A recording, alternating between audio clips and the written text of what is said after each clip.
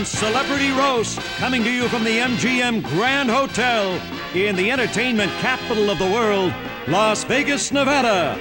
The glittering city of excitement and laughter provides the scintillating backdrop for tonight's star-studded roast.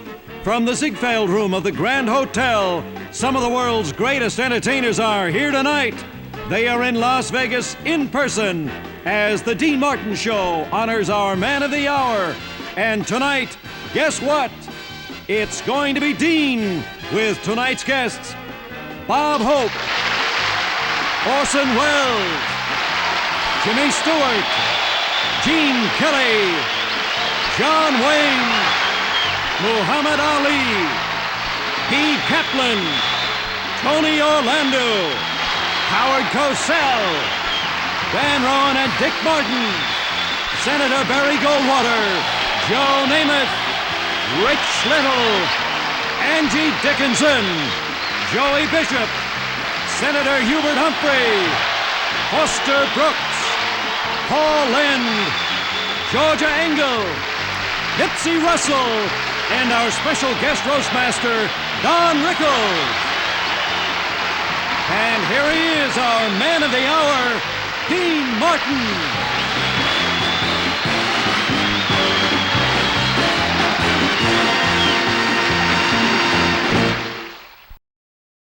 It's a great thrill for me, really, tonight to be master of ceremonies. This is one of the great all-time thrills I've ever had.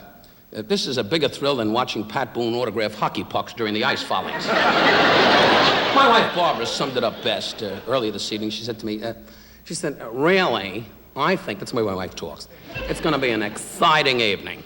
But don't go by her. She said that on our wedding night. My wife told me to be polite this evening. By the way, she'd be with us tonight, my lovely wife, Barbara, but unfortunately she swam in our pool today with her jewelry on and drowned. Tonight, we are honoring our man of the hour, Dean Martin. You heard the applause, Dean, I'd worry.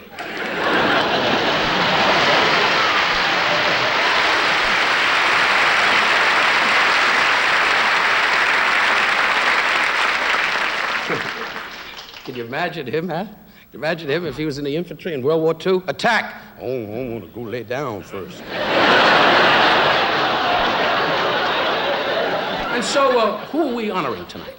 A man who has trouble finding his legs.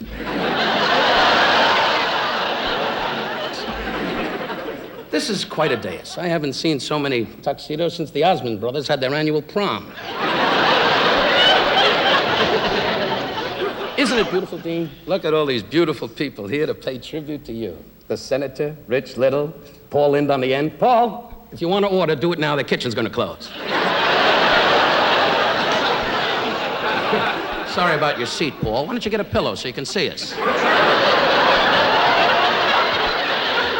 What an exciting night, folks. You can't believe I have chills just looking around, seeing all these people. Senator Goldwater, sorry about the election. So close. You could have been the president. We could have hung out together. Gee. How you feel, Bob? Spoke to the Texaco company. You're going to blow up Thursday. God bless you, Bob. Keep that image. They don't know at home you run around in your underwear going, "Where's Dolores?" You remember Dolores, the missus?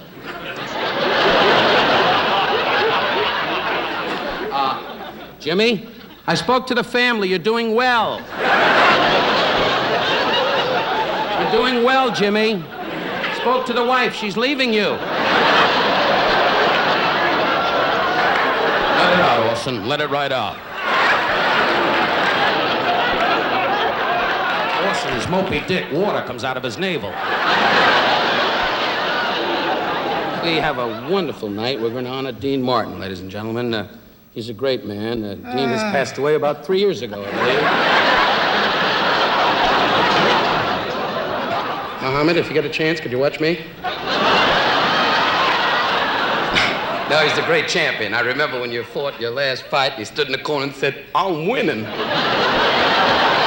Hey, listen, it's such a great thing to see all these wonderful guests, Dean, to see Howard Cosell. And I'll tell you, Howard, from the bottom of my heart, you can't even tell. It's perfect. on, Senator, I laughed at you when you lost. The great state of Arizona votes maybe.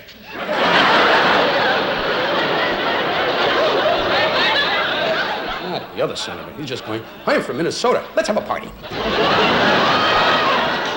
As I kid you, Senator, you know how much you love. Look at the seat you got. Later on, the senators due back in Arizona to stand around on the highway going, look at that, a car.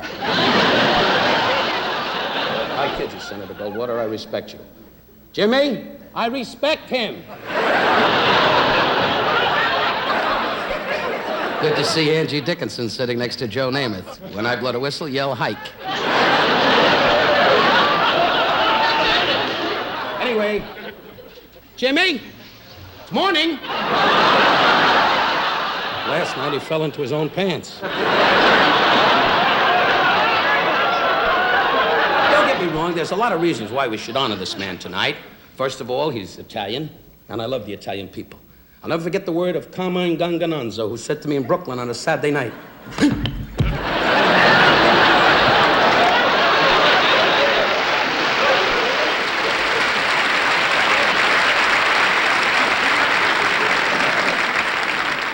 Marchesi fa panini, Ungasano alfanno cupazzo, Stuttanini undanini gunnalano. Look at this, I'm making up names and Goldwater's writing them down. But other people can work you over. Italians are fantastic people, really. They can work you over in an alley while singing an opera. You ever watch them?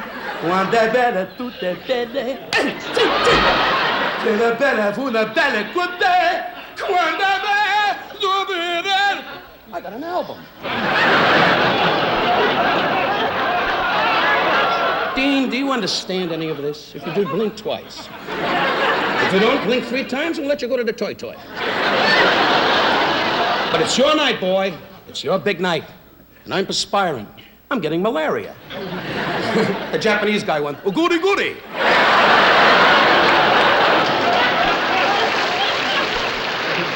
Orson Welles, ladies and gentlemen, has been a great star for so many years.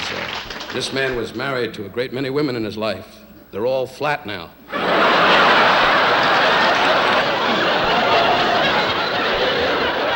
But this is a great creative talent. I cannot say enough about him. I will not embarrass him. I've made jokes about him because I've always believed when you're important, that is my belief in life, when you're important, you're certainly open to ridicule and fun and criticism. This man is open mostly to fun, certainly not ridicule. He's a fantastic artist.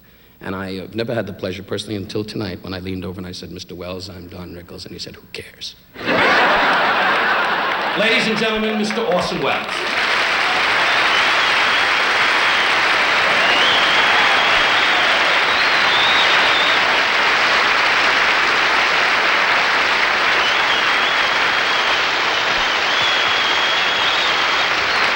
Thank you, Donald, for that well-meant but rather pedestrian introduction. Regarding yourself, I quote from the 3rd part of Shakespeare's Henry VI, Act 2, Scene 1. Richard speaks. Were thy heart as hard as steel, as thou hast shown it flinty by thy deeds, I come to pierce it or to give thee mine. To translate into your own idiom, Donald, you're a yo-yo.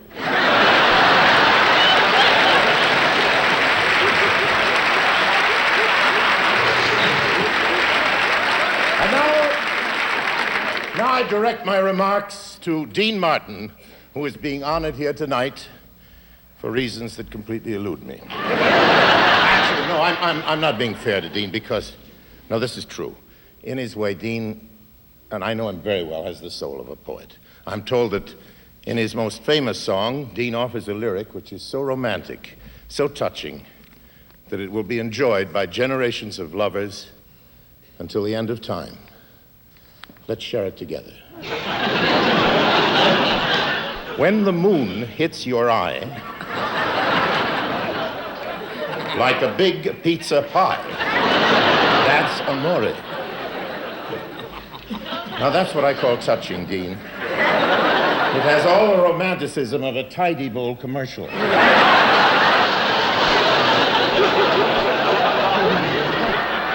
When the world seems to shine Like you have had too much wine. That's amore. What a profound thought. Should be inscribed forever on a cocktail napkin. Tea, there's more. Tippy tay. Like a gay tarantella. Like a gay tarantella? Apparently, Dean, there's a side view we know nothing about. And the stars make you drool like a pastis azul. Excuse me, but you see, back in old Napoli, that's amore. No, Dean.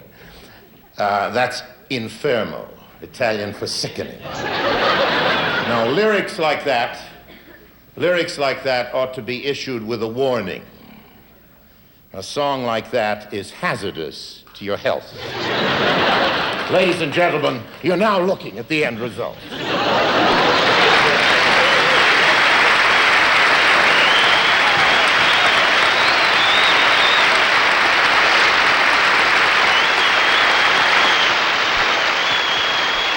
And now, ladies and gentlemen, rolling right along with our bombastic review, we have a great show for you tonight. A guy that I've seen on Hollywood Squares many, many times. Perry Como discovered this guy in Florida in a swamp sucking on a crocodile's neck. He's a fantastic star. He's been in my dressing room many times going, I'm a fantastic star. He just recently returned from Guam, where he was there waiting for the war to end. The black guy went, I didn't know the war was still on. And the Polish kid went, I did. A great artist, Mr. Paul Lynde.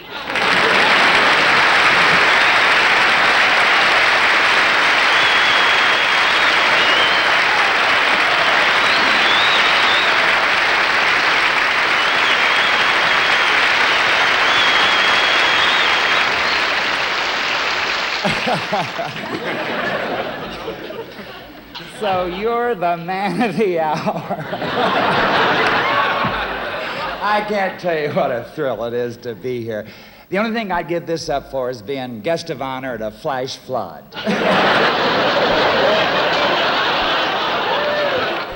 I suppose I'm here because I did some of Dean's variety shows.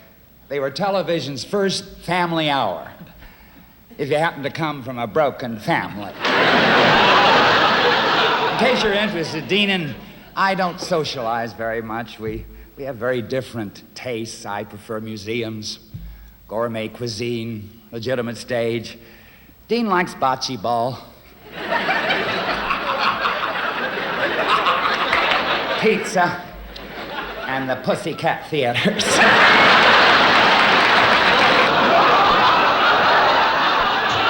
To him, an intellectual discussion is analyzing the plots of Gilligan's Island.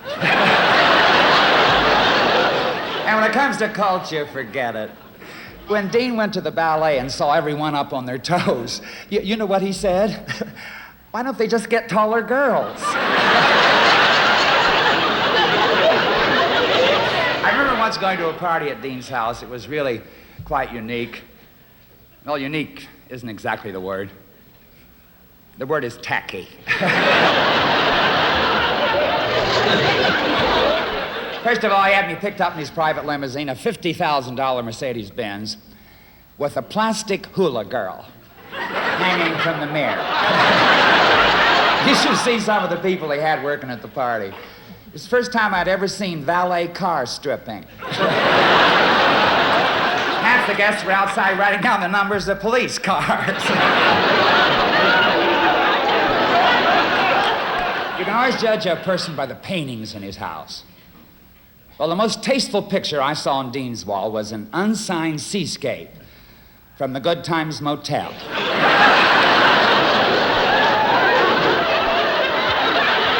I got real lucky. Dean introduced me to some of his personal friends, Carmine, Benny, Big Louie, Nunzio, and Nails Della Rosa. That was his priest.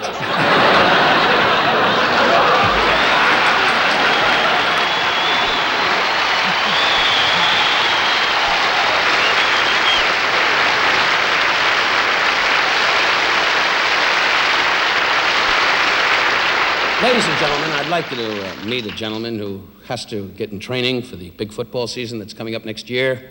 He just finished a great year with the Jets. They finished the season. One of the greatest quarterbacks of all time who said to the Jets, Hurry it up. I gotta meet this chick in about an hour. They kid about Joe looking for women and searching and wandering. He's now 32 years old, and he's tired of sitting and looking in the mirror going, hope this clears up. Went to Alabama University, where all the broads went, hi, Joe, skippity-doo-dah, skippity-day. I don't care what bus I ride, I'm gonna ride it today. They call him Broadway Joe. They can call him most anything under the sun. When the game starts, he's a champ. Joe Namath.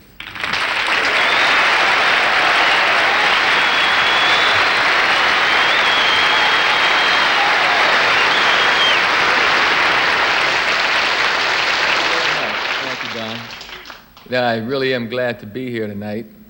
In fact, after last season, I'm glad to be anywhere. It was so rough last season, I may need another operation. They want to remove some cartilage from my left knee and Mean Joe Green's helmet from my chest. It was a rough season. Actually, I do have a selfish motive being here tonight.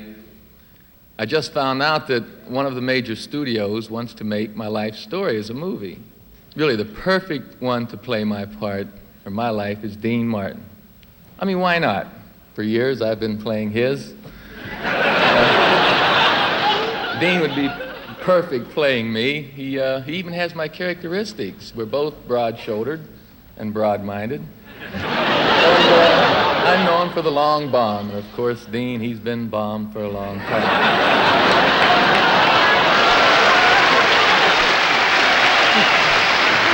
Dean, thank you.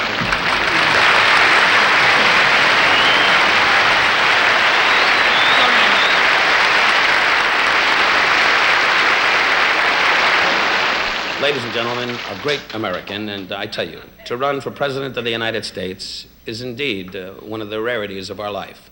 Ladies and gentlemen, such a man is here tonight to honor Dean. We are all delighted. He is an American and a true one, the great Senator Barry Goldwater.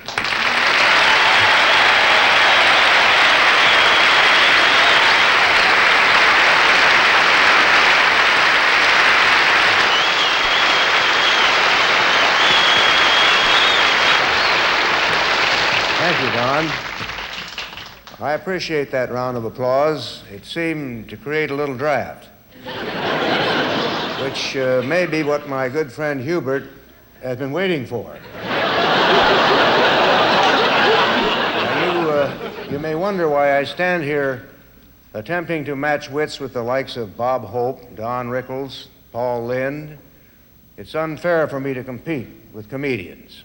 After all, I've had 19 years of comedy experience in the United States Senate. I'm proud to list Dean Martin as a dear, close friend. And to show the depth of his friendship, at my last re-election, Dean drank to my good health. He also drank to an armadillo. Now, when I arrived here in Las Vegas, Dean invited me to a party to meet some of his friends. And I'm sorry I had to turn down your offer, Dean. But lately I've learned from the newspapers that if you're a politician, you'd better not get introduced to strangers by Italian singers.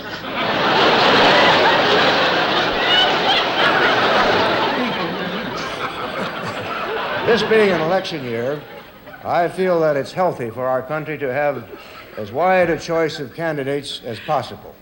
What I'm suggesting, it's not too late for a new candidate. And for those who aren't gone on Ron or all aboard for Ford, I proudly offer a third choice, Dino's our Bambino.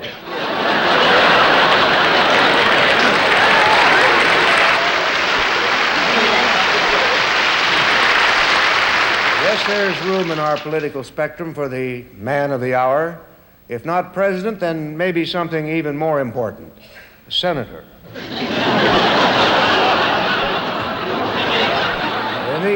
In In these troubled times, the country needs candidates to look up to. And Dean, I suggest, is the perfect father figure, and one might even say godfather figure. I know that my candidate is for full employment. Just consider what he's done for the farm workers. On martinis alone, he's kept 10,000 olive pickers in business.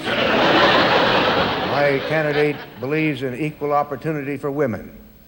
He chooses all the gold diggers personally. To find out if they give off the right vibrations, he has the most unusual test. He taps each gold digger with a tuning fork, leaving no stern untuned.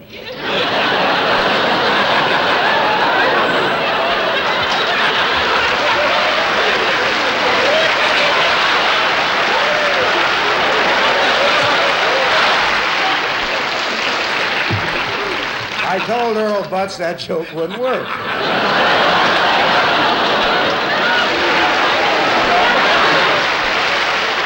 You know, I wish we had 100 like you in Washington.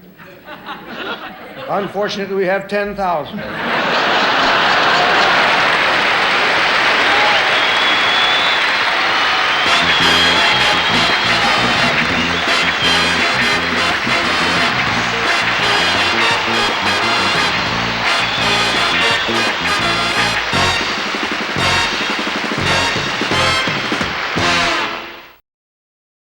Dean, a lot of your friends throughout the country couldn't be here at the MGM tonight. However, they sent some telegrams, which I'm going to read.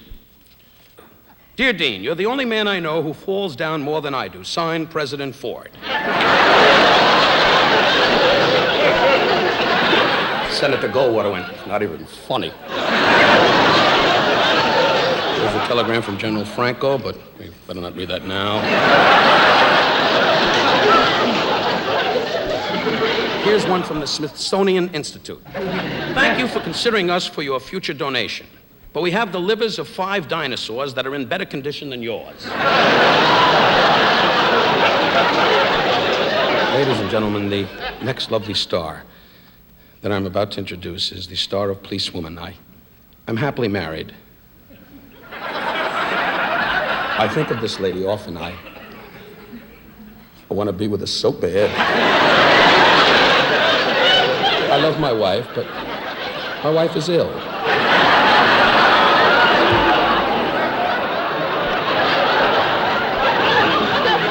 She's a lovely star. She's known as Pepper Schmutzkedick, whatever her name is. Pepper Pot, whatever they call her. I never miss the show. I use it for a nightlight when I fool around with my wife. It's a great show. Oh. Number 4 in the country, so you know how our country is going. Hubert Humphrey went, is there something wrong with the country?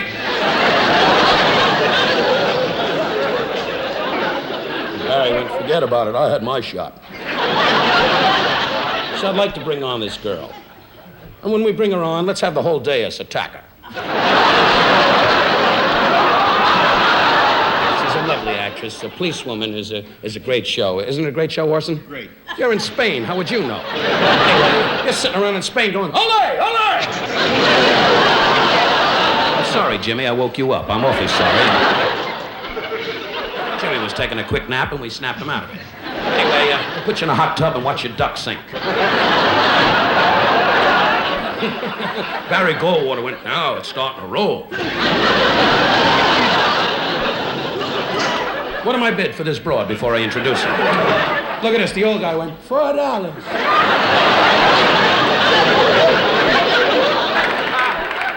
Ladies and gentlemen, without any further ado, in honor of our honored guests, our honored guest.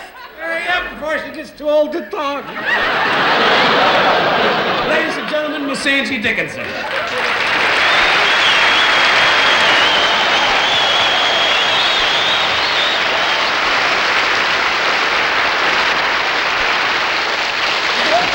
The next time you go to a delicatessen and bite into a tongue sandwich, Don, may it be your own tongue. Dean, you know I've been a long-time fan of yours, even before Rio Bravo. And and I especially liked when you played Matt Helm, that dashing spy, or as we called you around the studio, James Bombed.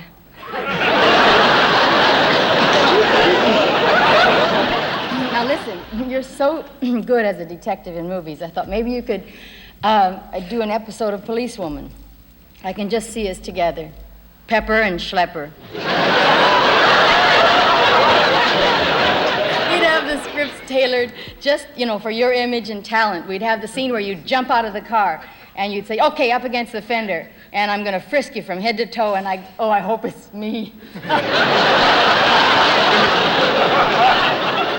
And then we'd have the dramatic scene where you'd come to me and you'd say, Pepper, I'm quitting the force. And I'd say, why, Dean? Why? Why? And you'd say, they just gave me orders to go down to a back alley and take a pint away from a wino. You see, to Dean, that's police brutality.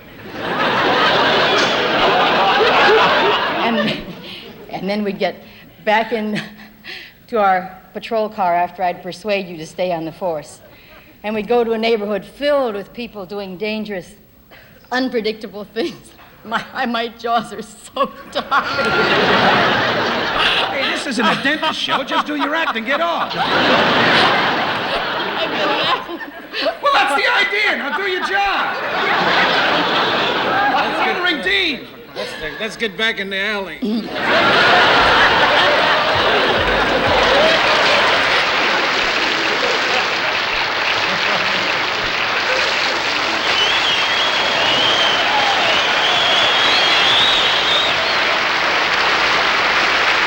Ladies and gentlemen, one of the champions of champions, and he will go down in history. I say that from my heart. The great champion, Muhammad Ali.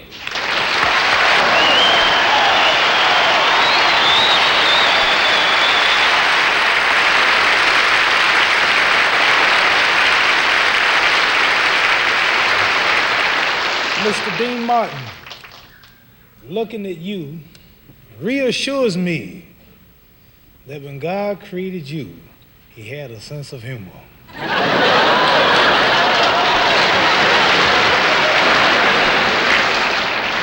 I would like to give you some advice. Some good advice. Just don't give me your right, that's all. It says, the man who has no imagination stands on the earth. He has no wings, he cannot fly. Is that too heavy for you?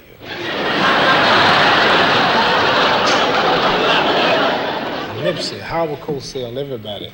You have an imagination, I'm sure.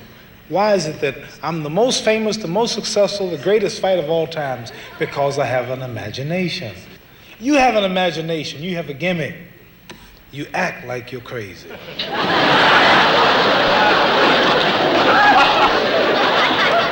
are you laughing about, Cosell? Don't open your mouth to me.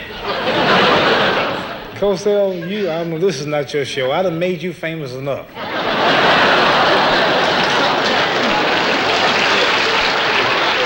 They know you all over the world, so everywhere I go, you follow me to get publicity. Every time I want a show, you come. You follow me all around. So we don't want to. Why did you invite him?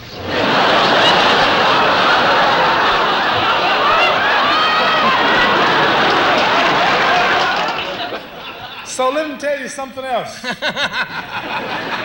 going to tell him when it's over? Are you telling me to quit? No, this man said it. I'm with you, baby. Roll right along. I'm going to live in Memphis, whatever you want. I drive the school bus and you go to school. You're not as dumb as you look, boy.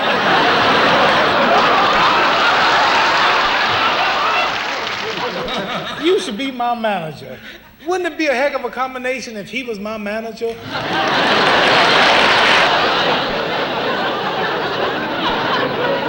But you don't steal, do you? No way, Muhammad. Unless you say so.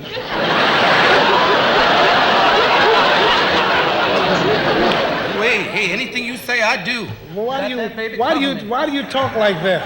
Well, that's just a put on. You can still talk like you're supposed to talk. I know, but... Now, if you met an Italian, do you talk in Italian? No, I never talk in front of them. I tap dance.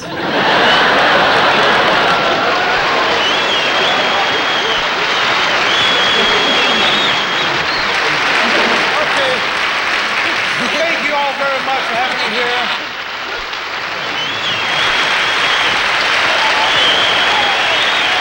The heavyweight champion in the world, Muhammad Ali.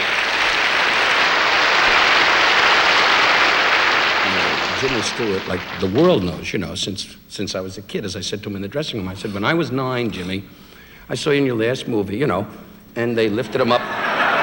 They lifted him up out of his makeup chair, and he went, really? But we kid about Jimmy Stewart. Why? Because he's a great star. He's Hollywood. He knew all the greats. Clark Gable, Hunts Hall, Leo Gorcey. John Payne's aunt. He just came back from England, where he starred in Harvey. He came here, right from England, to be with Dean. Jimmy should be put in a home.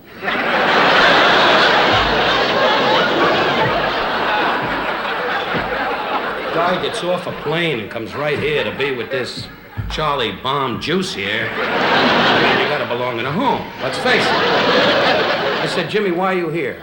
I don't really know.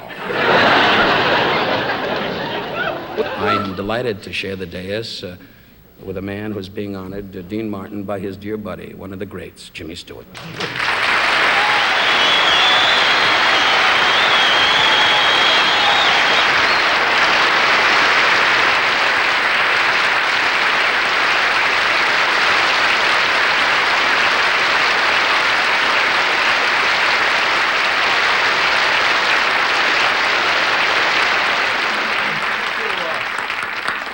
Don, I thank you.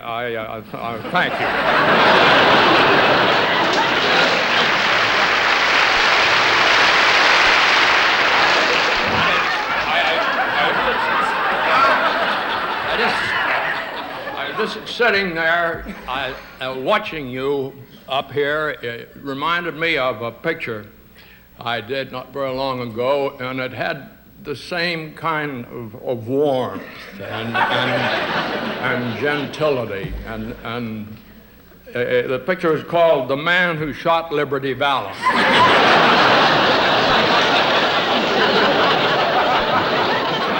But we're really here to pay our respects and pay tribute to Dean Martin. And I'm sure Dean will remember this occasion the rest of his life. It's too bad he won't remember it tonight. One thing you have to say about Dean, he knows how to relax. I remember we did a picture together called Bandolero several years ago, and Dean was forced to jump off a 3-story building. And he was forced to do it. And right in the middle of it, he fell asleep. Well, we had a lot of fun in the picture. Every day we practiced shooting by lining up a dozen bottles on the fence, and before I had a chance to get my gun out of the holster, Dean drank the targets. I got something to tell you a little more serious than that, because I want to do it at this time.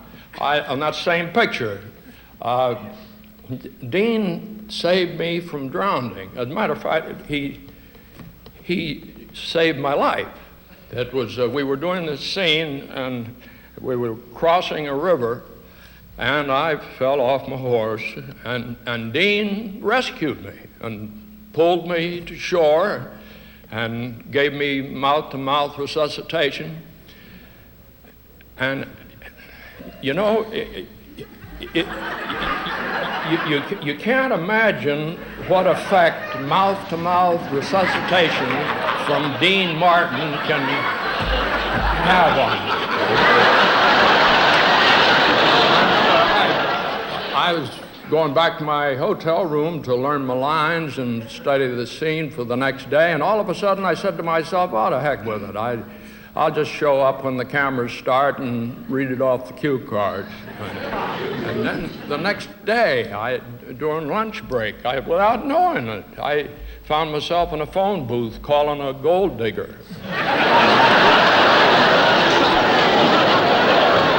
Would you believe it? I ended up with Frank Sinatra and Sammy Davis. We were on our way to Acapulco. They were having a big blast down there. So, Dean, if it's okay with you, the next time you see me drowned, just leave me there.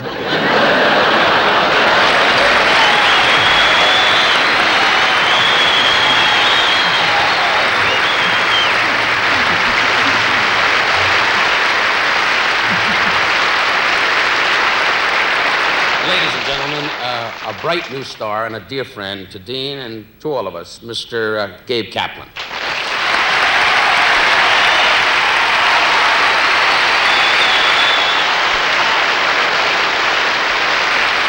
A lot of people tonight have made jokes about Dean's drinking, and I think all these jokes about Dean's drinking have gotten out of hand. I mean, people talk so much about Dean's drinking, they forget his other vices. He has so many vices that AA wouldn't take him. He had to join EA. Everything's anonymous. It's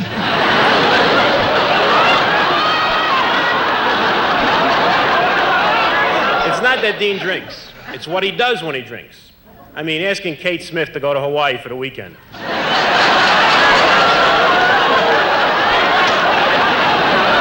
Going to an orthopedic hospital and singing Breaking Up is Hard to Do. I mean, I've heard of guys having blackouts, but Dean can't remember anything that happened between the years 67 to 71.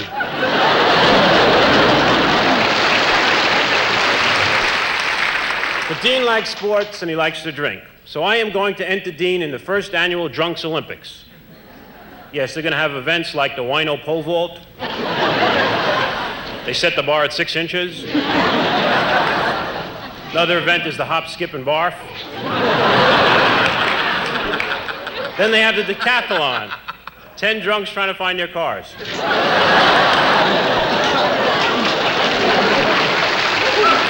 beautiful.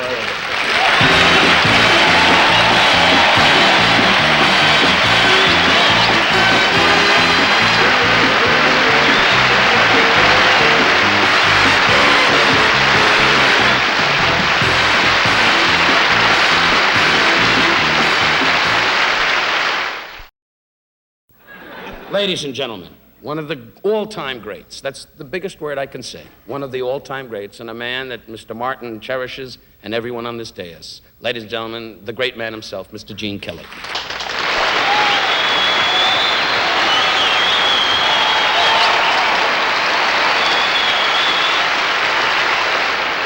I'm very pleased I could be here to honor my old buddy Dean, because actually we met many years ago through Frank Sinatra, and that's the truth. At that time, Frank and I were doing an MGM musical called Anchors Aweigh. It was all about two sailors trying to win World War II by singing, tap dancing, and begging Jose Iturbi to play the piano. Well, it must have worked. We won. And that's when he told me he had a new friend in town, Dean Martin, also known as a Steubenville slosher. And that they were partying it up every night at Dean's favorite Italian restaurant. Frank was nice enough to invite me to come along. When I walked into the place, I got my first inkling that it was not one of your Duncan Hines approved restaurants. The hat check girl wouldn't let me in unless I checked my hands, which I did. Yeah, you don't say no to a hat check girl named Bruno. Dean, it's been great knowing you all these years. You're my kind of guy. You really are. You put your cards on the table and yourself under it. You know I love you.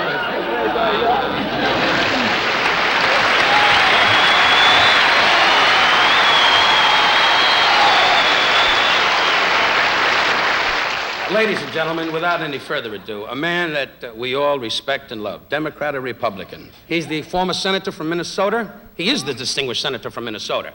He will be the former senator from Minnesota very shortly. Not Minnesota, it's Minnesota. Minnesota. Not soda.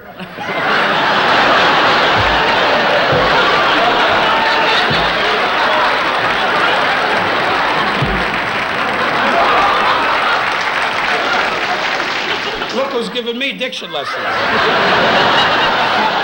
Two dummies telling each other how to say it. Minnesota. Okay, fine. A great man, and I am delighted that he's here for Dean. And ladies and gentlemen, without any further ado, the great Senator, Mr. Hubert Humphrey.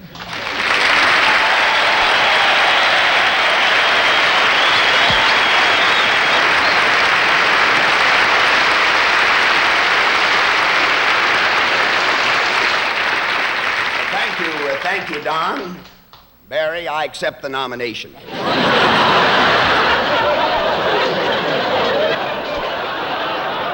I want to thank you for a rabble-rousing introduction. I've been here just literally fascinated watching you MC this prestigious affair, and I'm amazed at your tireless ability to talk.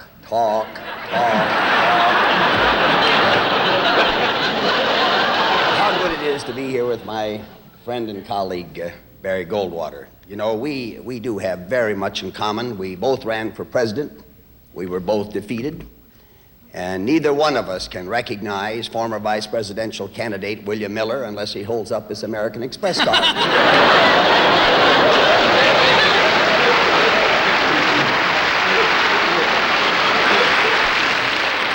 But Dean, as I sat here and listened to your friends talk about you, I was amazed. Really, I've never heard such scurrilous things being said about anyone who wasn't running for office. Some of you out there in election land may wonder what a politician is doing on a show business roast, but why not? The fine line between show business and politics is getting finer all the time. In fact, one of our distinguished opponents from the other side, as you know, is a former actor. I don't want to mention his name because according to the equal time rule, if I do, I'll have to mention the names of every other candidate, and we would be here till way after the 11 o'clock news just with the Democrats alone. Now tonight in 1976, our bicentennial year, we have come to honor Dean Martin as the man of the hour.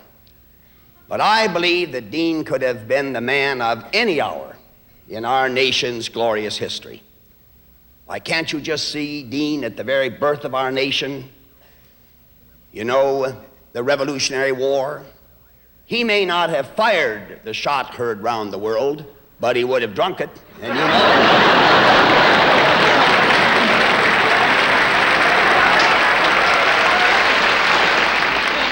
At the Battle of Bunker Hill, when the British were attacking, I can just hear Dean electrifying the colonists with his immortal cry, "Don't fire till you see the reds of their eyes."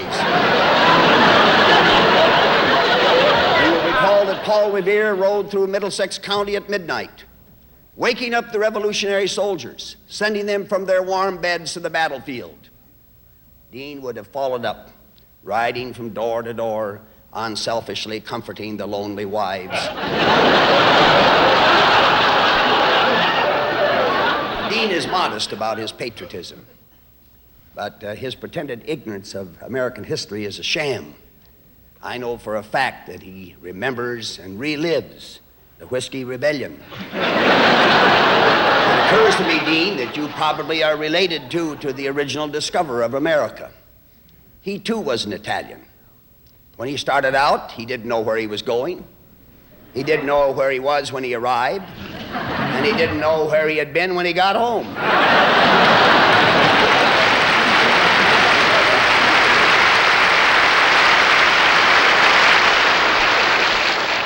And so we're here to pay tribute to this one man for all seasons.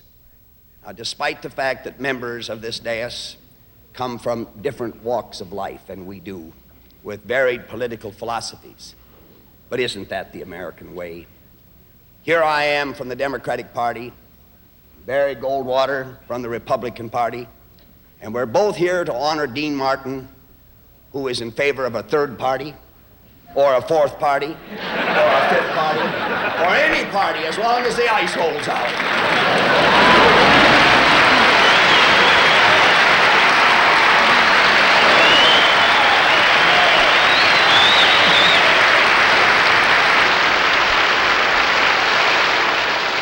Dear, try to sit up. Sit up, sit up, sit up. You start to fall asleep, then Jimmy right away leans back, and then we got a lot of trouble. Anyway, Hubert, when I blow the whistle, move up too. Anyway. Hey, this is look at the elderly lady is going out of way. Look, Harold. Nobody's looking at you, lady. Forget about it. Except Bob Hope, who's lonely. You don't look at an old lady. You're never old, darling. It's what you feel in your heart. Do you fool around at all?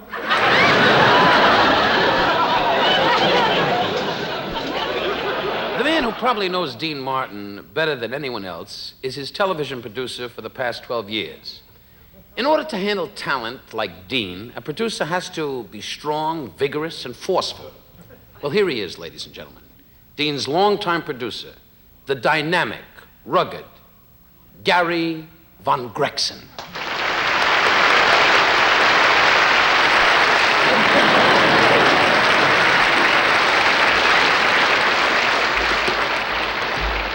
Thank you, Mr. Rickles.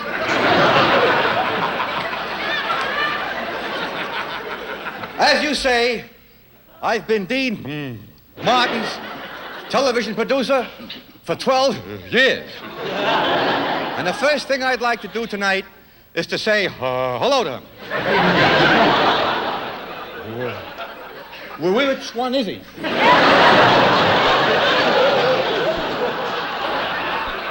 You ruined me. You broke my heart.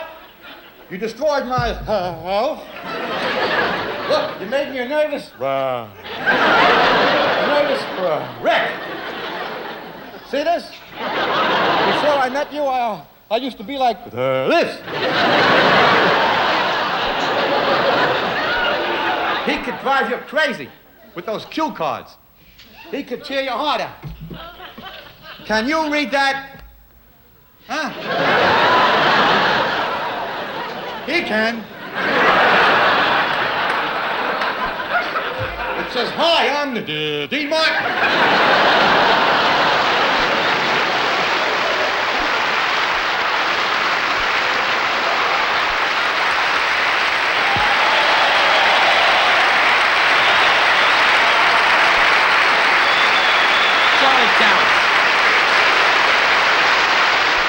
Folks, now it's my pleasure to introduce the great John Wayne. Duke, it's all over. How long can you ride into the sunset? It's murder when they got to give you a chair and boost you onto the horse. But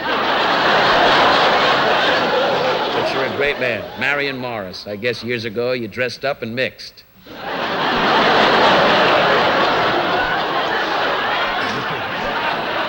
But, Duke, that's what all your friends call you, Duke. I call you Mr. Annoying. An important man. A man that made the West and all of us live in a great, wonderful, wonderful Walter Mitty world. One of the great giants of the motion picture screen, Mr. John Wayne, better known as Duke to his buddies. Thank you, children. As soon as I figure out what you said, I think I'm going to get sore. Well, ladies and gentlemen, it's nice being here, and I hope you don't mind the way I walked out. It's just my impression of Rich Little. Well, hello, old-timer. Wait a minute, what happened? You must have crammed in a lot of living since our last picture. I got a 60-year-old saddle that looks better than you do.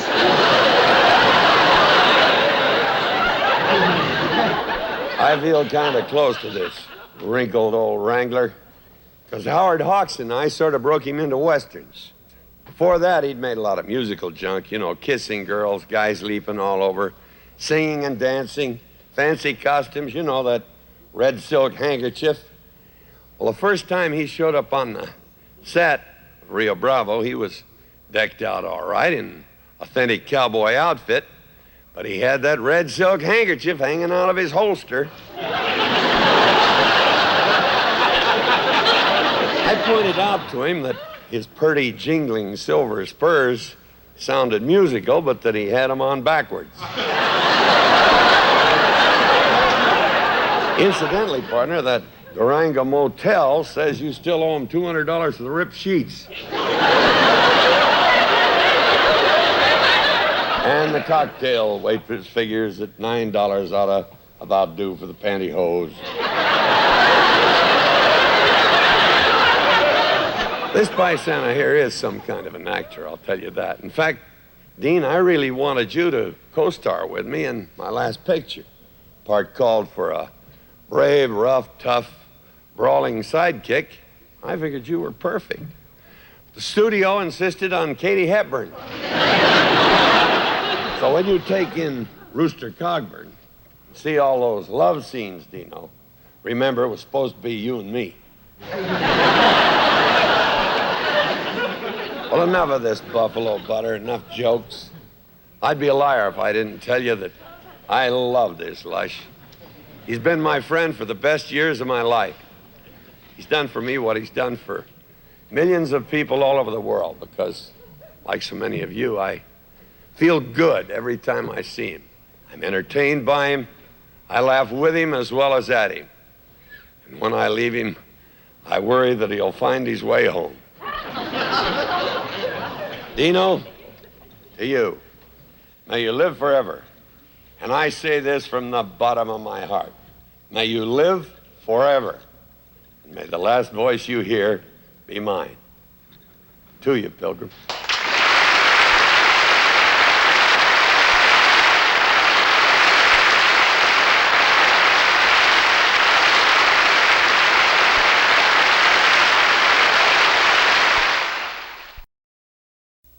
Hey, gang, it's movie time. In the last 3 years, a lot of big stars have appeared on Dean's roasts. And even though they couldn't be here tonight, we wanted you to see their touching tribute to Dean. I've been watching you on TV for years. A lot of years.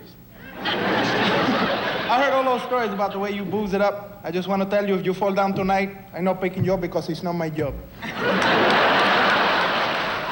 Look at Dino. He don't know where the hell he is. Happy, smiling, relaxed. He still thinks he's on every week. I just love this man, but I really wish he wouldn't drink so much. And Dean claims he only drinks when he smokes. Right now he's up to 8 cartons a day. Now, I think you're about to see a television first. Dean accidentally drank a glass of water, and he's going to self-destruct in 5 seconds. Thank you, Mr. Martin, and may I say it is very gratifying indeed to see one of my patients doing so well.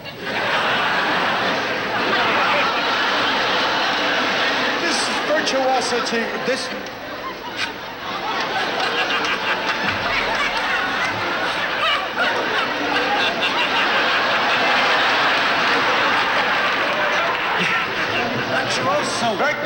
This virtuoso of the video came to me fretful that his drinking might set a bad example for his many viewers.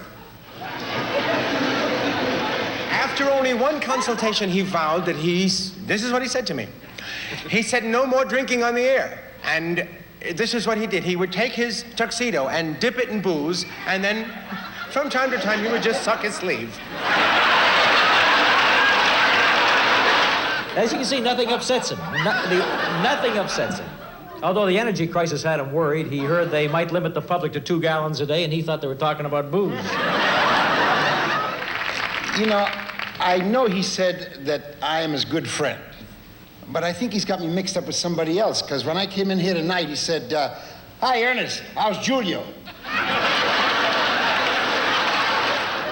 Well, you said I couldn't say any drunk jokes about it, right? No, So it's I in laid bad off. taste. You lay off that stuff.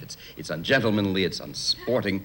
It's not fair to make fun of an unfortunate individual who is the victim of an affliction, the demon rum. Excessive libation is a serious problem.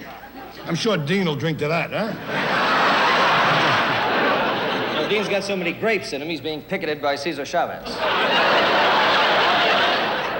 But this might easily be the biggest moment of my life because standing up here on this dais with Dean Martin, the wino, on one side of me and Michael Landon, the milk drinker, on the other side of me, while he's fermenting, he's curdling.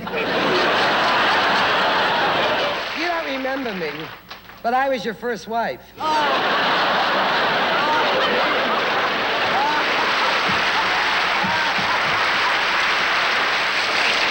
I don't mind the jokes about my size, Dean. At least they measure my weight in pounds. Yours is in quarts. You know, I've always liked Dean Martin because he did a nice thing for me one time. After one of my jumps, I was in the hospital and he donated a pint of his blood in my name. There was one problem. I was a little young then, and they won't let anybody under 21 have it. But I'm going to say something about you, pal. You and I have simpatico. Dean and I have been on more floors than Johnson's wax. Tonight, absolutely thrilled witnessing this remarkable sight. Gleason being roasted and Dean's already stewed. It's nice to find a person of your heritage sitting up.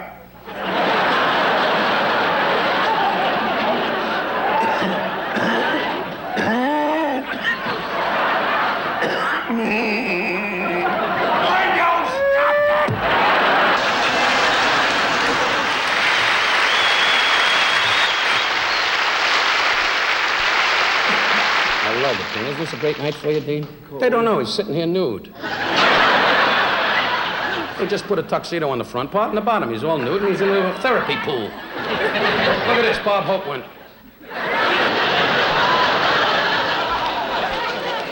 He's looking for oil.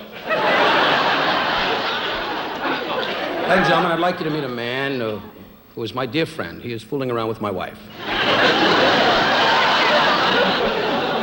Joey Bishop is a fun guy. He's the kind of guy, when you have a loss in the family, bring him as a mourner. He doesn't have to know who they are. He just sits by the casket and goes, hey, it's a damn shame.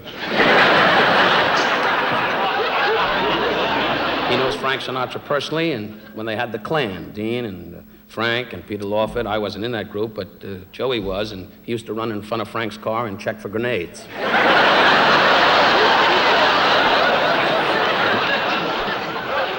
He's loved by all of us. He is a great star and a friend to Dean and to all of us, Mr. Joey Bishop.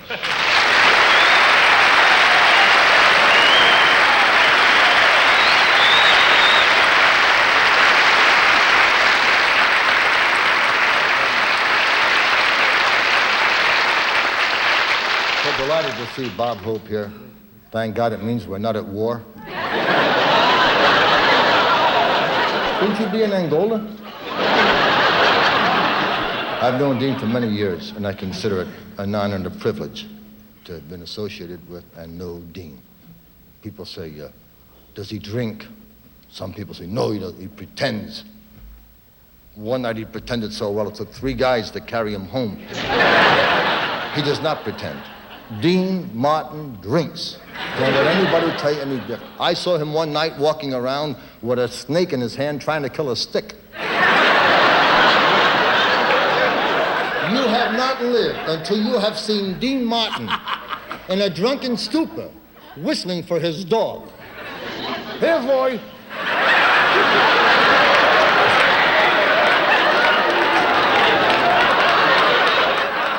I cannot believe that we are here tonight honoring a guy who a few feet away from us cannot see us or hear us.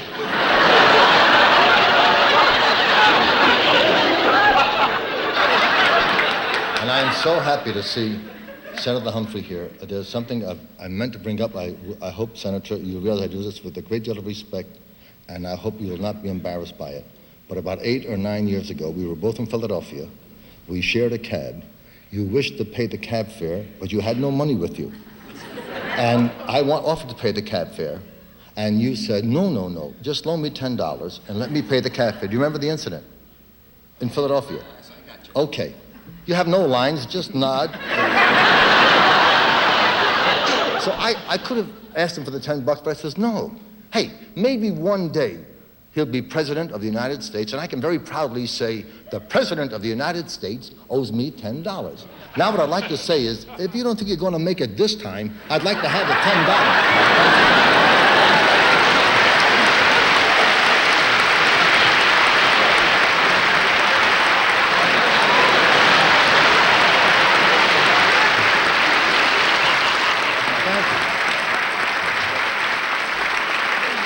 Now, I got to give this to Goldwater because I bet him that he would win.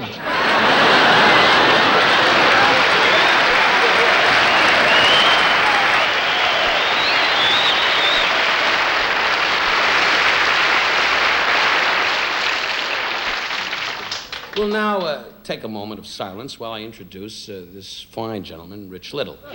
He's the best impressionist in the world. This I know because he's told me this time and time again.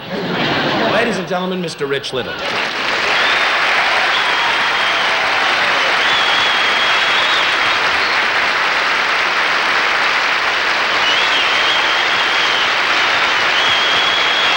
you, Don. Why am I thanking Don Rickles? What has this dummy ever done for me? Oh, yeah, gave me a minute in his dressing room once, told me he was a big star, gave me a cookie, and told me to go away.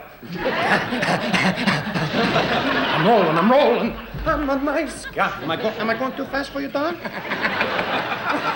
don't we put a cord on your navel and float you out here as the Goodyear blimp? Oh, there's Gene Kelly. And you know why Gene Kelly stayed so young through the years? His voice never changed. And there's Orson Welles, The Wings of Man. And John Wayne's here tonight. Yo.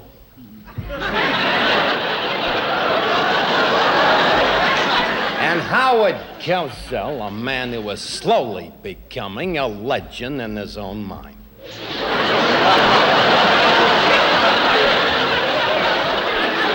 Then, of course, Hubert Humphrey is Hubert. I'm pleased as Punch Humphrey is here tonight.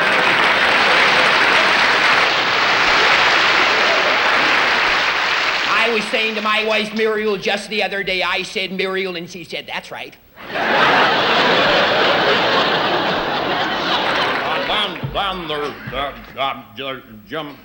Jimmy Stewart,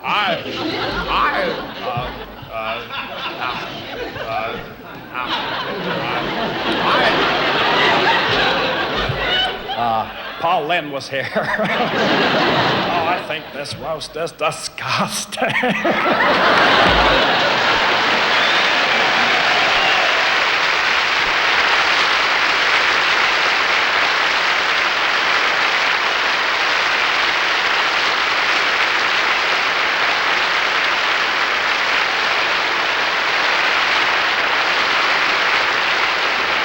Ladies and gentlemen, we are proud and honored to present Dean Martin's first partner, Gladys Lewis.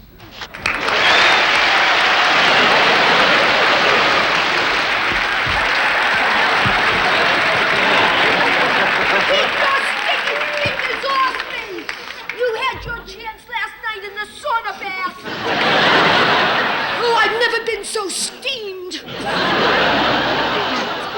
20 years since we worked together. You betcha. And you know, you didn't make it without me, did you? I'm sorry I ever made it with you.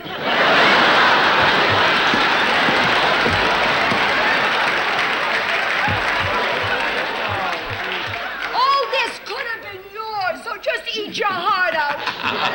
And you mozzarella masher. You know, I'll never forget the first time that he saw me in a bikini. He said, oh, boy. Because you look like one.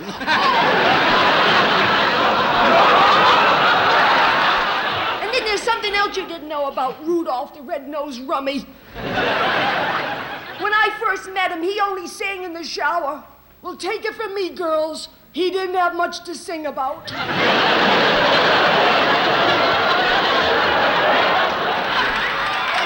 Keep your hands off me. You know, I'm saving it till after I'm married. Or next Saturday night, whichever comes first.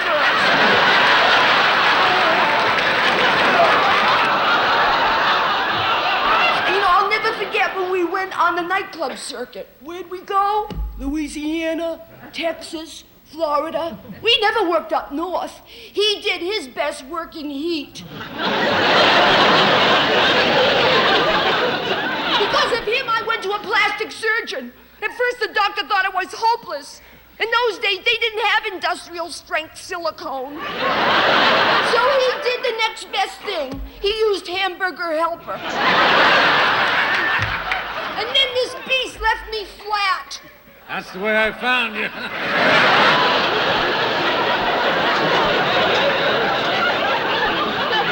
Even though I had to pay my way to get into this roast tonight, and even though you married somebody else, I want the whole world to know our engagement is off.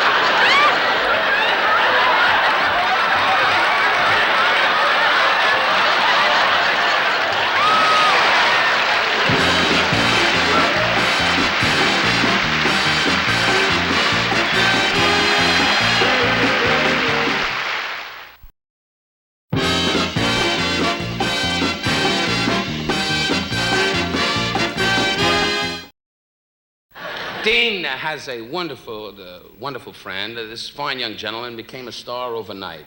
He's become magic. He really has. He's a fine...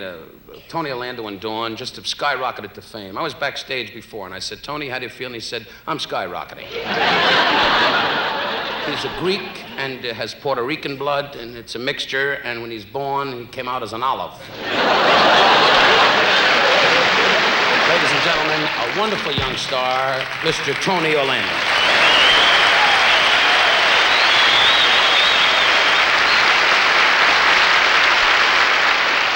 Actually, after watching you here tonight, Don, I realized I made a mistake in one of my songs.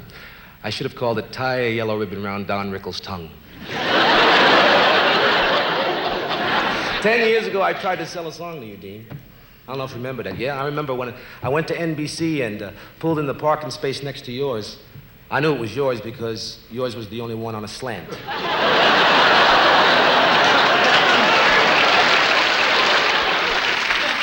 You suggested we talk at your house, so I followed you home. You're amazing, Dean Martin, you're amazing. Mulholland Drive has 500 curves, and you did it in one straight line. Dean, I would like very much to pay tribute to you, because after all, you were the light. You were the one that, when I first saw you, that I said to myself, yes, I want to be an entertainer. And I can't find a way to express my thanks, and I hope this is proper tonight in its roasting tradition to pay tribute to you this way. I'd like to pass on to you a piece of advice that Dean has given me. He said, prior to going on your show, Tony, remember 3 things. 1, be considerate to your audience. 2, be kind to them. 3, be drunk. Thank you, Dean.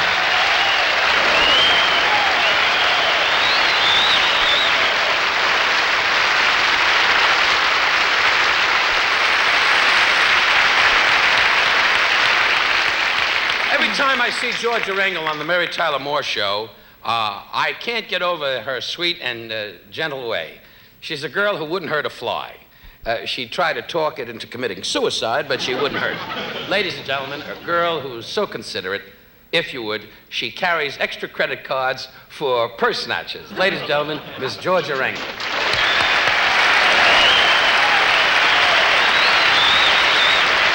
Well, once again, it's time for some more of those hard-hitting zingers the producer gave me to say about the stars here on the dais. I hope I don't hurt anybody's feelings, but here come the clouts, the put-down stick, and a couple of rim shot hits. Ba-dum. I'm glad to see Bob Hope on the dais. Bob misses entertaining servicemen so much, he bought his own war. Oh, I'm sorry to say that, Mr. Hope. I know how you feel about our men in uniform. I saw you earlier today doing a monologue for 3 bellhops.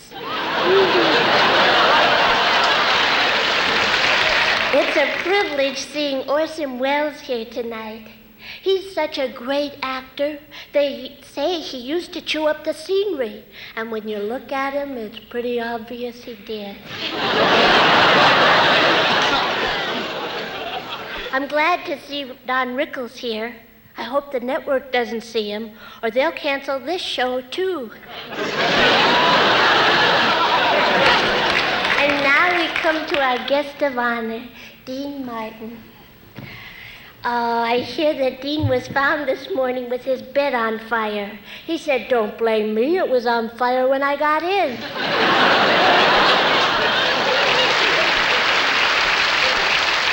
happen to know that's a lie. I saw you earlier this morning, and you were exactly where you were last night, on the floor in the lobby. I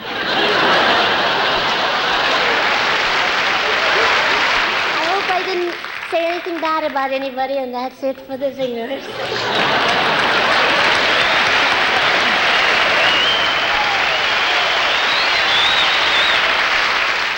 Thank you, Georgia.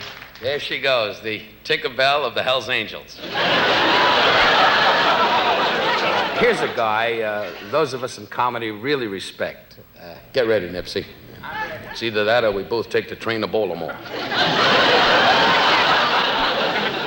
He's a real pro and a superb monologist. Ladies and gentlemen, Mr. Nipsey Russell.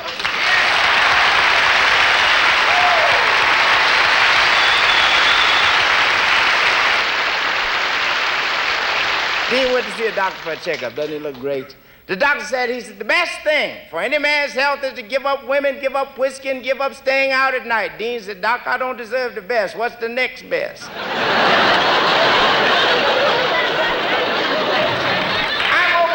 By his vitality and his dynamism and his youthful appearance. I said to him, "Dean, what is the secret? How do you look young?" He said, "The best way to look young is to hang out with old people."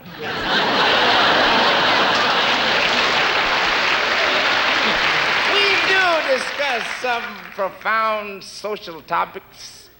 I asked him, I said, "Dean, do you think black children should be bused to white schools?" He said, "Hell no, let them take a cab."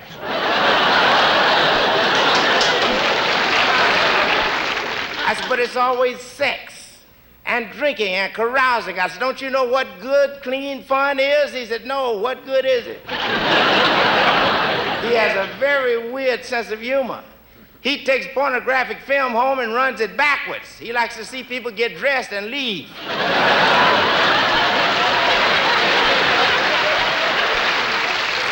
So I say, "Dean, drunk or sober, rich or poor, cloudy or fair weather, I'll stand beside Dean Martin, 'cause we Sicilians stick together."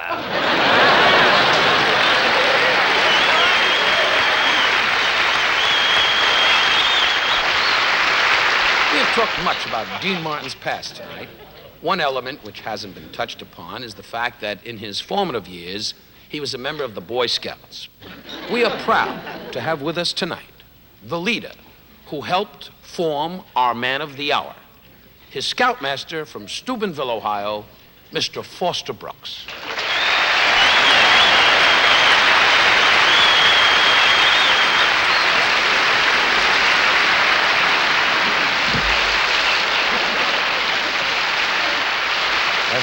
As this boring, bald buffoon just told you, I was Dean Scoutmaster in Ohio, in Stupidville. And I'm here at the MGM Grand Hotel tonight I'm here to salute. This bomb is passed. My bosom.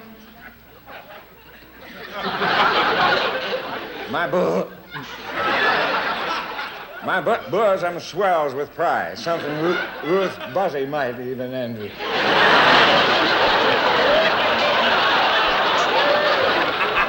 You may like it look. You may look.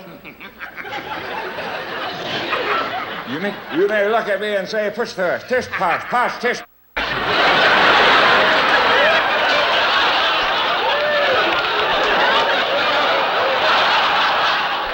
That's easy for you to say. I remember when this piffle pixie was a Cub Scout. The happy hours we spent of a summer evening sitting around a campfire in our little short pants, roasting our weenies.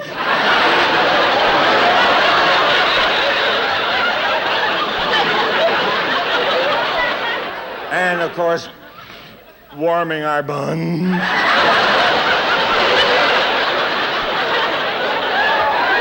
Dean's dream was to be a great singer.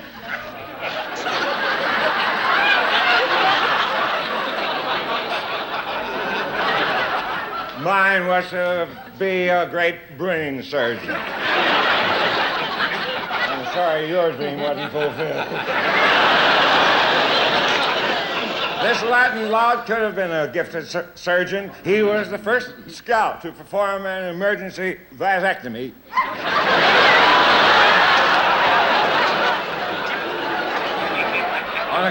on a great horny owl.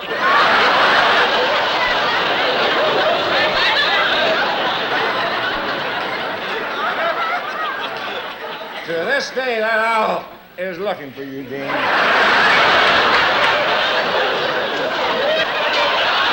You just walk through any Steubenville woods, and you'll hear that bird singing pitifully.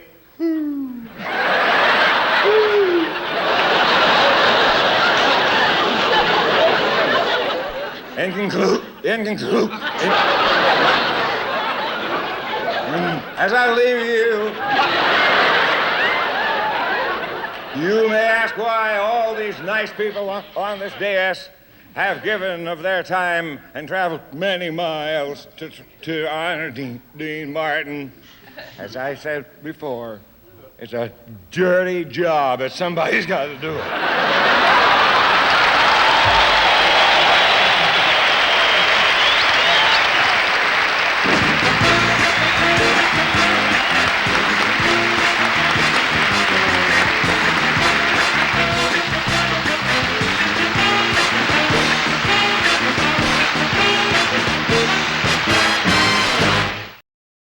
Ladies and gentlemen, I'd like to meet a man who I've known for many, many years.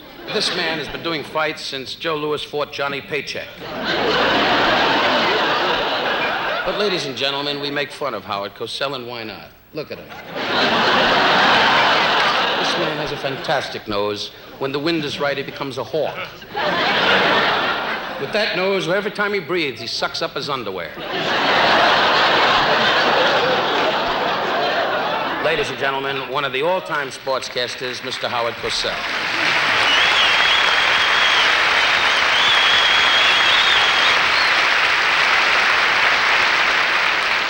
You're such a sweet little thing, Don.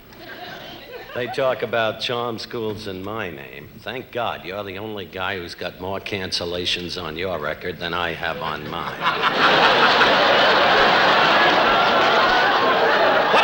Purposes could have been served during this hour than glorifying the Sicilian sponge, the staggering tower of pizza, this fugitive from the planet of the grapes.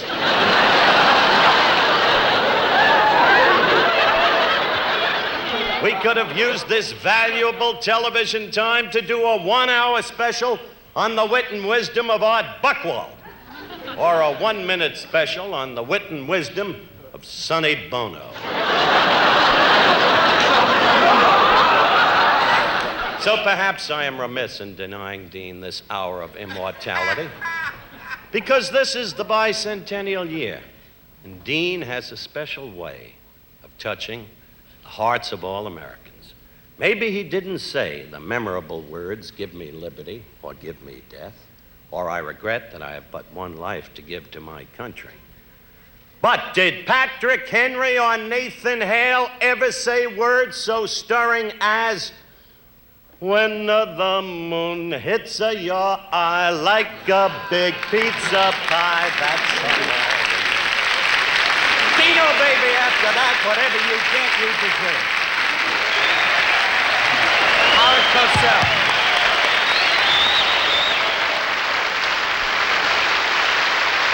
I'd like to have you meet a great comedy team, two guys that have never talked to each other. You remember that, Dean? But these two dear friends of mine have been making America laugh for over 25 years. That's a long time, and I think they ought to give it up. Ladies and gentlemen, my friends, dear ones they are, and certainly Dean's, Dan Rowan and Dick Martin.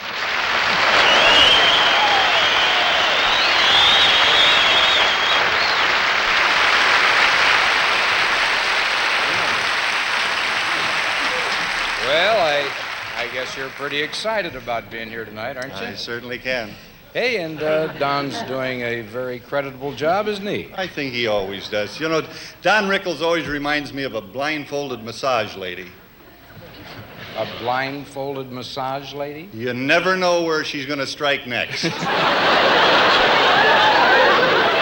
Well, he's always good for a laugh or two, though. Well, so's the massage lady. Yeah, that's right. You know, I think it's certainly a tribute to the guest of honor that this dais is graced with the presence of two men who, both of whom, have run for the nation's highest office. Right. Hubert Humphrey and John Wayne.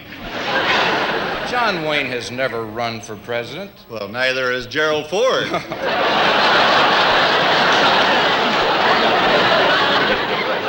Enough about politicians. Yes, even so. Yeah, even though. We are here tonight to pay our respects to one of the funniest and most lovable television personalities in the world. Right. Henny Youngman. I suppose you think that's funny. No, but he sends me a case of booze every time I mention his name on prime time. Henny Youngman, I just got you a case. Oh, thank you very much. I think it's time we spoke about the man America honors tonight, your friend and mine, Dean Martin. Yeah, I love old Dean. Yeah, you know, Dean was the man, a lot of people don't know this, but Dean was the man who put Rowan and Martin on NBC in the program that was later to become Laugh-In. Yes. And we shall be eternally grateful to him for that. Yes, I love the very ground he falls on. I don't intend to stand up here and do dumb, drunk jokes about this guy. I happen to know that Dean is one of the most charitable men in all of show business. Well, last year alone, he took in 14 wayward girls and gave them a place to sleep. All right, what about all he gives every year to the sons of Italy? Right, last year alone, he gave them 14 more sons. Well, let's be fair right now for a moment. Talk a little bit about Dean's accomplishments in our industry. Personal appearances, sold out wherever he appears. Over 18 gold records. Not to mention television. Television? I told you not to mention it. Oh, you have to mention television. He's been doing a variety show on television for 12 years. Nobody else can say that. Oh, how about Howard Cosell? Howard Cosell's variety show lasted a few weeks. Well, it seemed like 12 years.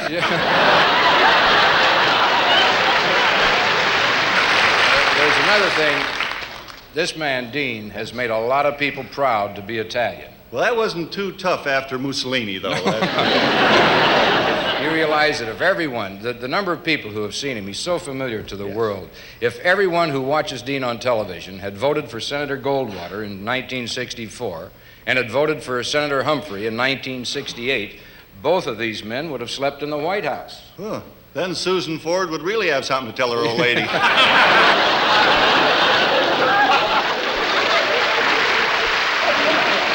I think the time has come to stop clowning around and tell this fellow what you really think about him. Well, Dean, you're the best. You're a great entertainer, a loyal friend, and one hell of a guy. And that goes for both of us, yes. Dean. Say goodnight, Dick. Good night, Dick. Good night, Dick. Good night, Dick.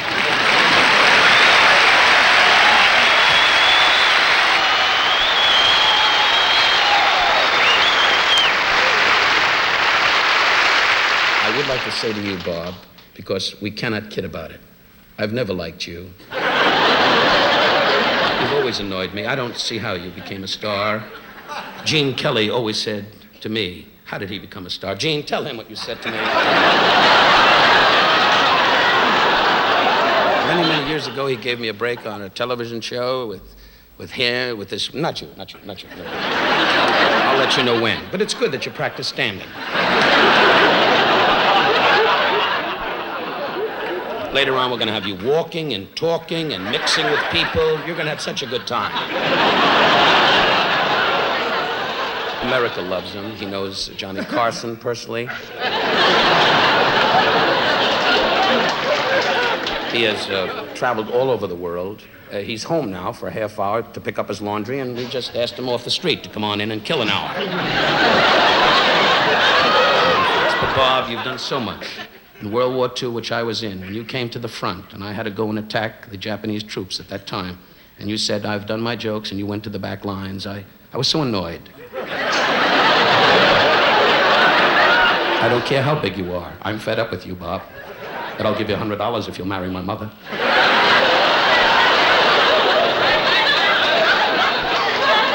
Ladies and gentlemen, there is nobody greater. I was in World War II. I never saw you. I never saw you. Of course you didn't. They faced you the wrong way.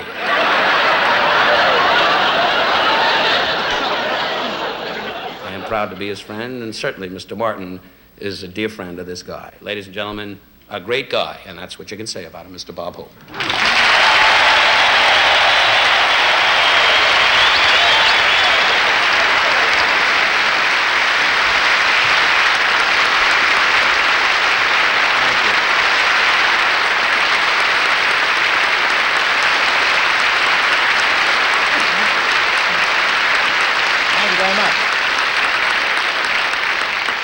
Thank you. I'd be delighted to be here at these auditions.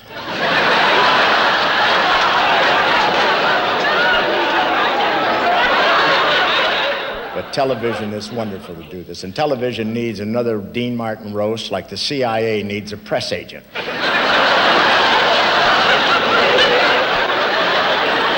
But this is a great night. This night is about as exciting as watching the Walton family paper train their pet rock.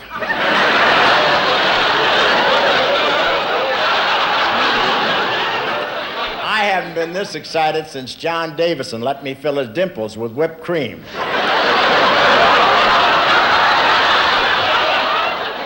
And how about this MGM Grand Hotel, huh? What mobs here? The crowds around the crap table are 12 deep. It's the only place in the world where you have to make an appointment to go broke. And what room service? 24 hours a day, you can get anything you want sent up to your room, unless your wife is with you. And I really had fun playing the slot machines here. It's nice seeing 3 oranges come up and not have Crosby force his kids to eat them.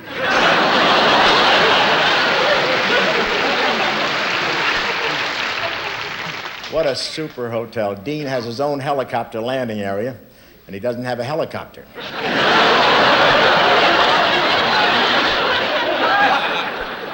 And it's nice to see Senator Goldwater in such distinguished company.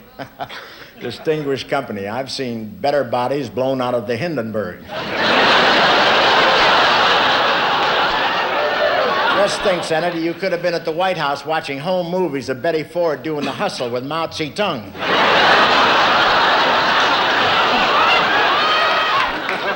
Now that everybody's running for president, why not our distinguished host? Dean's very popular. He has thousands of warm friends, and some men friends, too.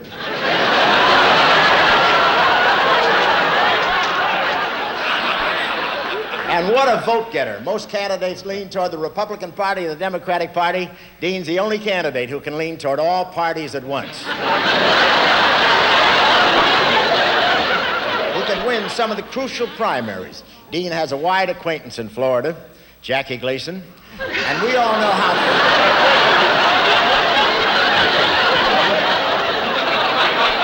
We all know how fair-minded Dean is on foreign policy. French, German, Italian, Irish, Scotch.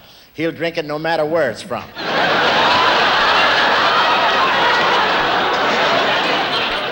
I think Dean would breathe some new life into the administration. It should be easy for him. His breath would start the windmill turning on an old Dutch painting.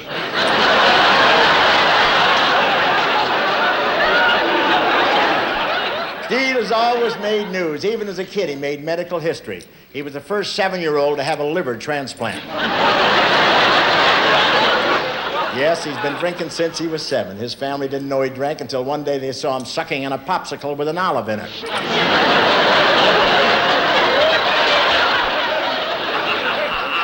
But I'm proud of him. He's from Ohio, and let me tell you, growing up in Steubenville wasn't easy. There were some pretty tough characters in Steubenville.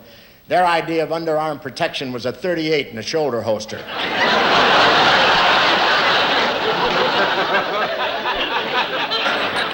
Dean got his start in show business singing with a Sammy Watkins band in Cleveland. He got $7 a night, 9 when he didn't show up. In those days, Dean sang all the pop songs, but now all Dean sings is country and western. And let me tell you, Dean singing country and western makes as much sense as Greg Allman giving Sonny Bono a welcome home party.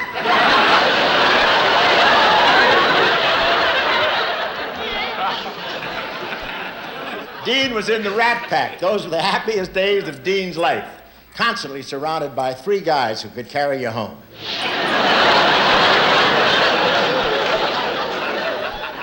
No, it was Frank who got Dean to join the Rat Pack. It was a private little in-group. Frank, Dean, Sammy Davis, Joey Bishop, and Peter Lawford. They made Las Vegas what it is today, the off-ramp between Sodom and Gomorrah.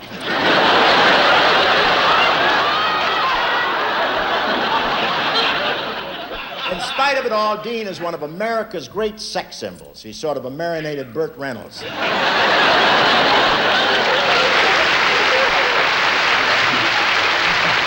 Thank you, Dean. Congratulations. Beautiful. Thank you, whoever you are.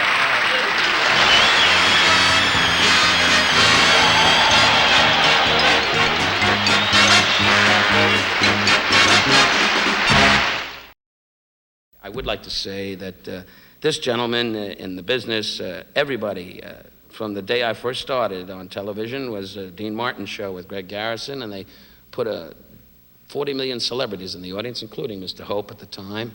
And just every star that was available came to watch me, and I perspired, and I said to Dean, I'm frightened to death, my goodness.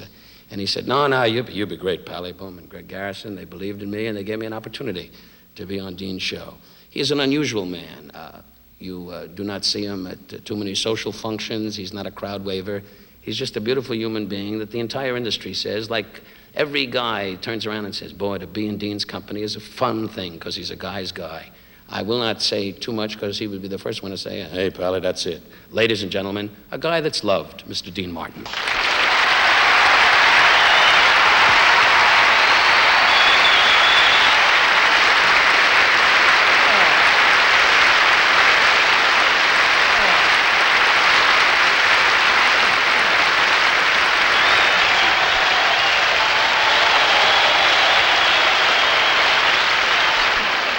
Say this is a distinguished-looking dais, or dais. I never knew what it was, dais or dais. It looks like the board of directors of a massage parlor.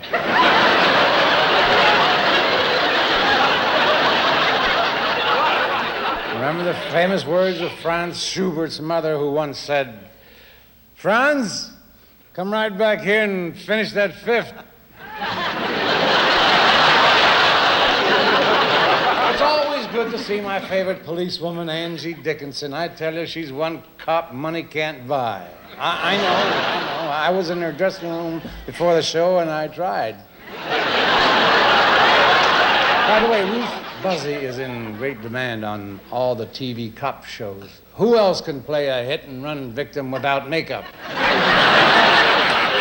I love Ruth Buzzy. She can do my show anytime. But did you ever get a look at her chest? Looks like 2 bagels taking a nap. And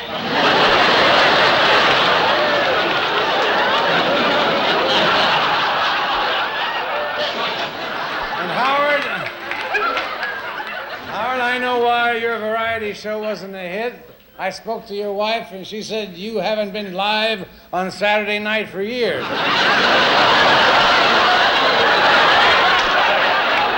I really feel honored that Senator Goldwater elected to grace this dais tonight. Tonight is the second time Barry Goldwater has made the people laugh.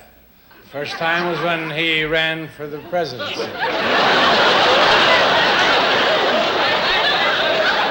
It's always a thrill to see my buddy Jimmy Stewart. Although he's done so many great movies, I'll always remember him for his great Philadelphia story. Jimmy spent a week with me and Sinatra in Tijuana and told his wife he was in Philadelphia. Even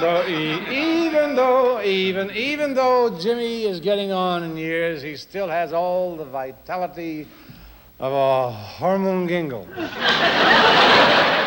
Hermione Gingle. I knew it was one of those guys. You know, when you think of great comedy teams, you have to include Laurel and Hardy, Abbott and Costello, Rowan and Martin, all great comedy teams of the past. Everybody knows Joe Namath, quarterback for the New York Jets. Joe had the same kind of year with the Jets that Abe Beam had with the city. And Bob Hope, you were beautiful. You know, from the day Bob was born, everyone knew that he was going to be a comedian. Who can ever forget his first words? But seriously, nurse. Oh, yeah. And needless to say, I'm very proud that Senator Hubert Humphrey could join us at the MGM. I don't know if you noticed, but not once tonight did the senator say, "I'm pleased as punch." That's because I drank it.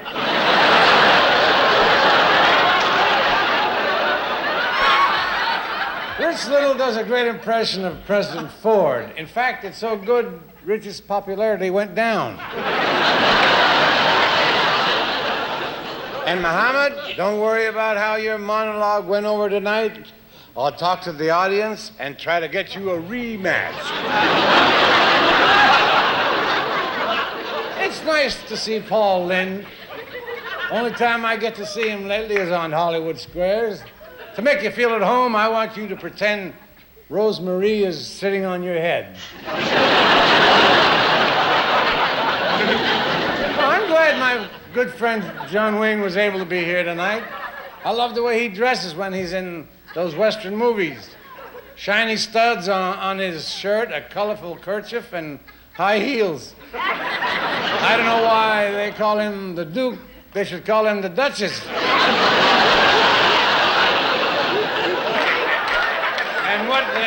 And what can you say about Orson Welles that Don Rickles hasn't already said about it?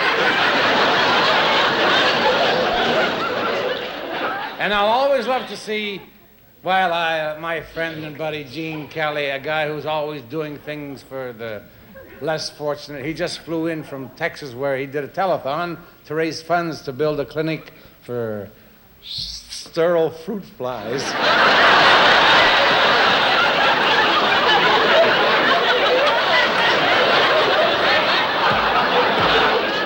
And it's nice to see Tony Orlando here tonight.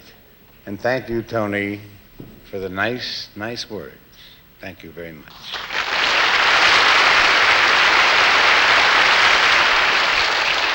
Well, that's about it, except I'd like to thank all you on the dais for your friendship, and I want you to know I'll remember this night until I get to my car.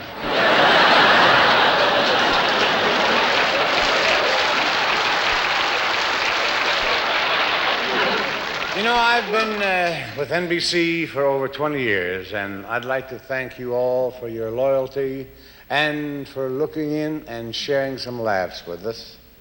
I hope my most talented friends and I have provided you with a lot of them this evening. This has been the most memorable evening for me, thanks to Jimmy Stewart, Senator Barry Goldwater, Gene Kelly, Gabe Kaplan, John Wayne, Howard Cosell, Joey Bishop, Paul Lynde, Georgia Engel, Rowan and Martin, Tony Orlando, Angie Dickinson, Senator Hubert Humphrey, Nipsey Russell, Ruth Buzzy, Bob Hope, Foster Brooks, Orson Welles, Charlie Callis, Rich Little, Muhammad Ali, and Joe Namath. And my host, my dear, dear friend, Mr. Don Rickles. Good night, everyone.